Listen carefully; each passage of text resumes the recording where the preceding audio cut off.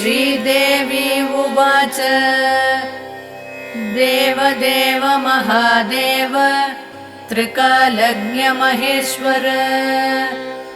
करुणाकर देवेश भक्तानुग्रहकारक अष्टोत्तरशतं लक्ष्म्या श्रोतुमिच्छामि तत्त्वतः। ईश्वर उवाच देवि साधु महाभागे महाभाग्यप्रदायकम् सर्वैश्वर्यकरं पुण्यम् सर्वपापप्रणाशनम् सर्वदारिद्र्यशमनम् श्रवणात् भुक्तिमुक्तिदम् राजवश्यकरं दिव्यम् गुह्याद् गुह्यतमं परम् दुर्लभं सर्वदेवानां चतुष्षष्टिकलास्पदम् पद्मादीनां वरान्तानां निधीनां नित्यदायकम् समस्तदेवसंसेव्यम् अणिमाद्यष्टसिद्धिदम् किमत्र बहुनोक्तेन देवी प्रत्यक्षदायकम् तव प्रीत्याद्य वक्ष्यामि समाहितमनः शृणु अष्टोत्तरशतस्यास्य महालक्ष्मीस्तु देवता क्लीं बीजं पदमित्युक्तम् शक्तिस्तु भुवनेश्वरी अङ्गन्यासः करन्यासः स इत्यादि प्रकीर्तितः।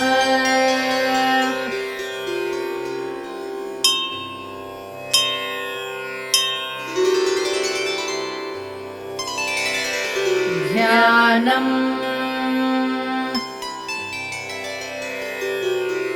वन्दे पद्मकरां प्रसन्नवदनां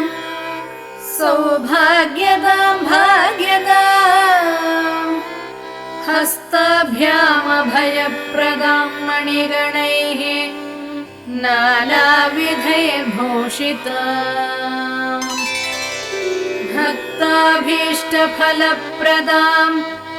हरिहरब्रह्मादिभिः सेवितां पार्श्वे पङ्कजशङ्खपद्मनिधिभिः युक्तां सदा शक्तिभिः सरसिजनयने सरोजहस्ते धवलतमां शुकगन्धमाल्यशोभे भगवति हरिवल्लभे मनोज्ञे त्रिभुवनभूतिकरि प्रसीद मह्यम् प्रकृतिं विकृतिं विद्यां सर्वभूतहितप्रदां श्रद्धां विभूतिं सुरभिं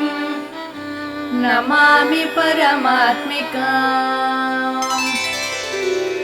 वाचं पद्मालयां पद्मां शुचिं स्वाहां स्वधां सुधां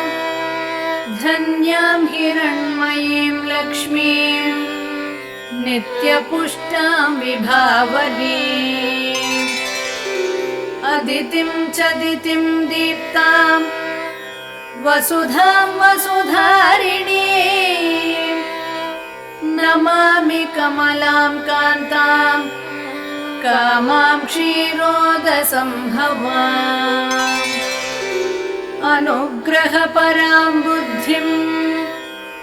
अनघां हरिवल्लभाम्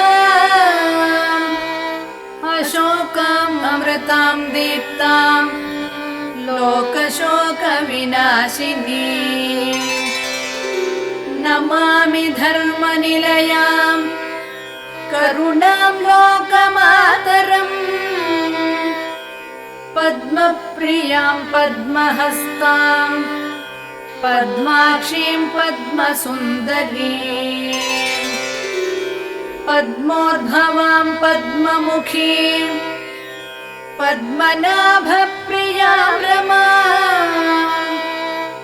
पद्ममालाधरां देवीं पद्मिनीं पद्मगन्धिनीं पुण्यगन्धां सुप्रसन्नां प्रसादाभिमुखीं प्रभां नमामि चन्द्रवदनां चन्द्रां चन्द्रसहोदरीं चतुर्भुजां चन्द्ररूपाम् इन्दिरां इन्दुशीतलाम् आह्लादजननीं पुष्टिं शिवां शिवकरीं सतीं विमलां विश्वजननीं तुष्टिं दारिद्र्यनाशिनीं प्रीतिपुष्करिणीं शान्तां शुक्लमाल्याम्बरां श्रियम्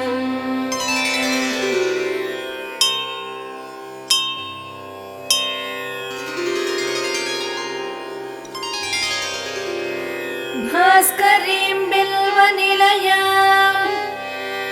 वरारोहां यशस्विनीं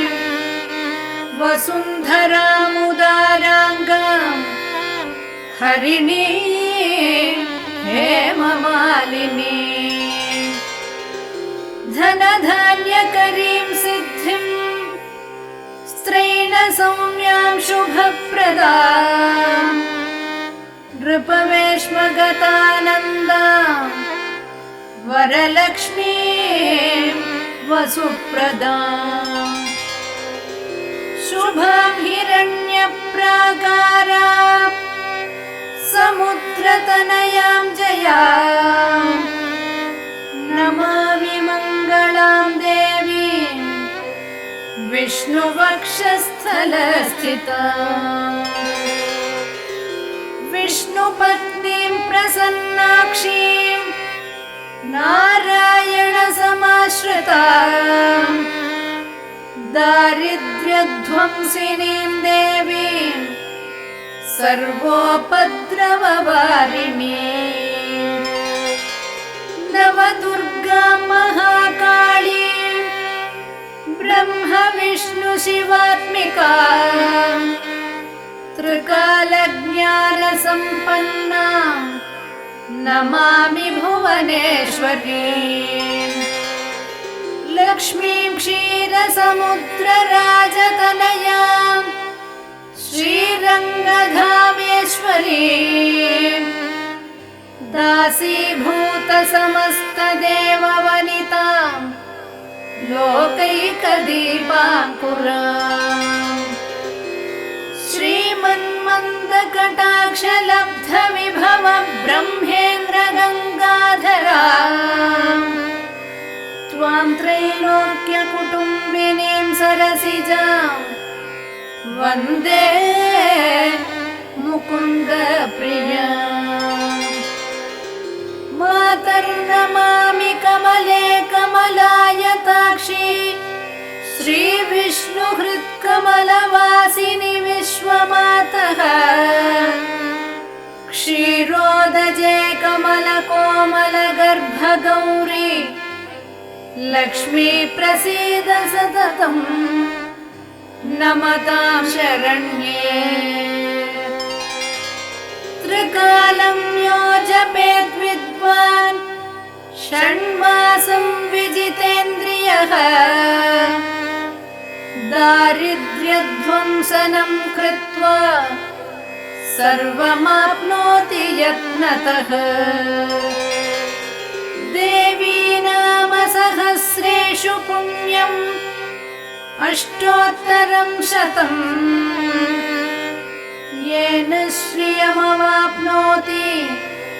कोटिजन्मदरिद्रतः भृगुवारे शतं धीमान् पठेत् वत्सरमात्रकम्